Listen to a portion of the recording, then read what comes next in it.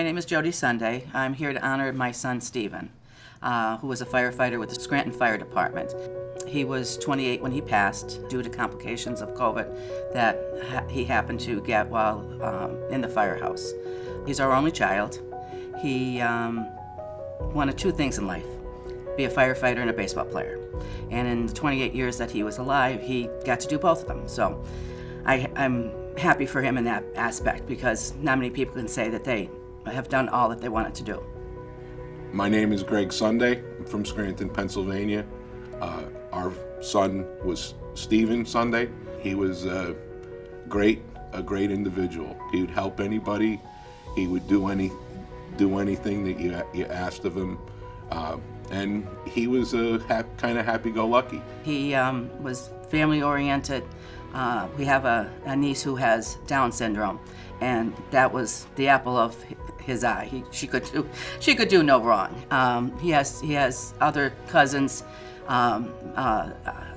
with my brother and my sister's family, but Olivia was his apple.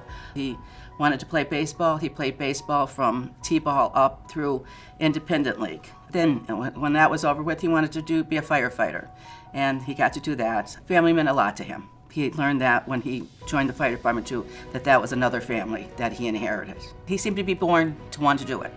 My dad was the fire chief in Scranton in the late 60s, early 70s. Ever since he's been small, always wanted to be a firefighter. Wherever we would go, if we were out of town, no matter where we were, whether it was Philadelphia, Boston, Florida, we always had to stop at a fire station. He always spotted a fire station.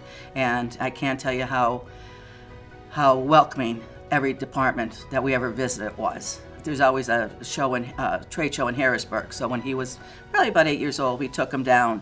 We spent the whole day with him down there, and he picked up everything, looked at everything, every ambulance, every fire truck. They had a turnout gear, which was actual turnout gear, not the play things that you would see in stores. So we purchased that for him with a helmet. And when we went to visit my mom and dad down in Florida, he wore it in the airport. And he didn't look left or right, but it was like the parting of the Red Sea. Everybody just kept on looking at him as he walked by, but he had the straight face, didn't look left, didn't look right. He just marched right down the thing and wore the whole thing in the airport, on the plane, until he got to his grandparents. He was very family-oriented. He was very traditional-oriented. So we couldn't change any type of a holiday or holiday meal or anything like that. It had to be the way he remembered it. And we did it. And when he went into the fire service, they welcomed him with open arms. They all liked him, and they all said he wanted, if you told him what to do, he was doing it with a smile and happy. And I think that brotherhood made him more solid, and they looked at him as somebody that they could really count on.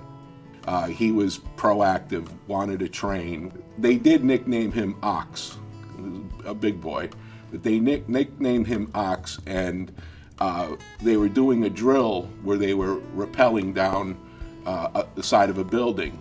And as soon as they walked into the building and got set up, he started to put on the harness and stuff to go down. And one of the firefighters said to him, No, you don't go down. You're the anchor. You're the strong guy.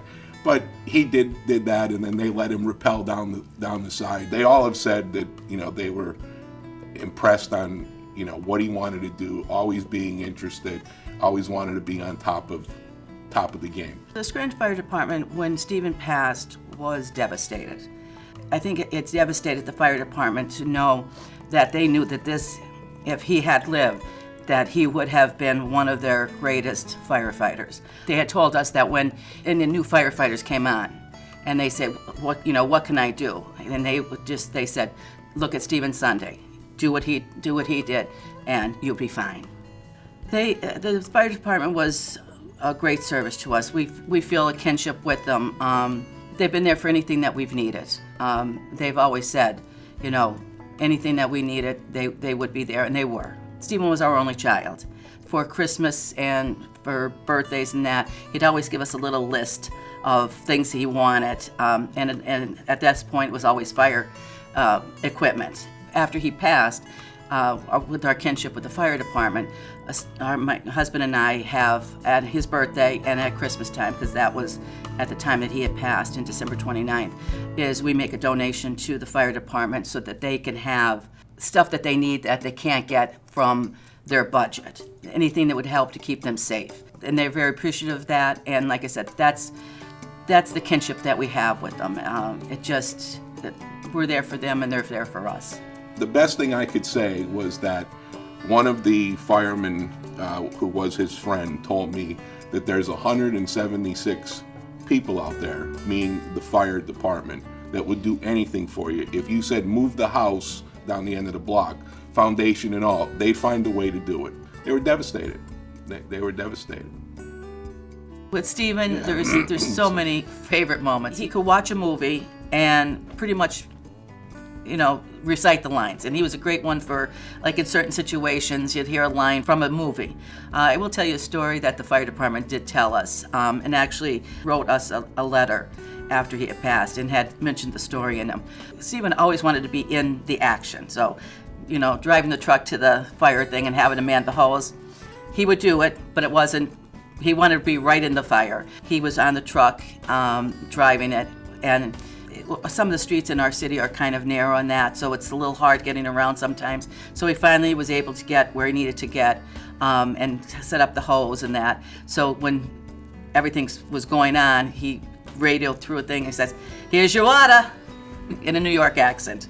So I mean, he's comical like that. That was just him. He found laughter in everything. I was fortunate enough to go with him when he was playing independent ball and in California. My wife said, go with him. My job, I had the flexibility to do that, and I did. The more that, those memories were great, but I just think him smiling every time we seen him at the fire station, or if they were on a run, and we would be passing, not that we were following it, but just passing, and he'd be in the truck, or he'd be waving, and I mean, that's just what it was. He was just he was happy. Happy, yeah, happy. To describe him in one word is really tough.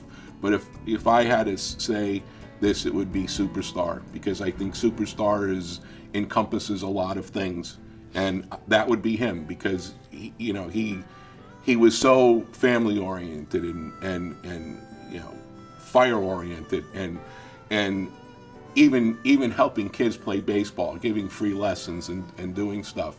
I think that's what it would be. He was a superstar. It's very hard to put it in one word, but I would say happy. He was very happy. Here's to you, with that smile on your face. Here's to you, and what I won't raise to this moment we share, to the love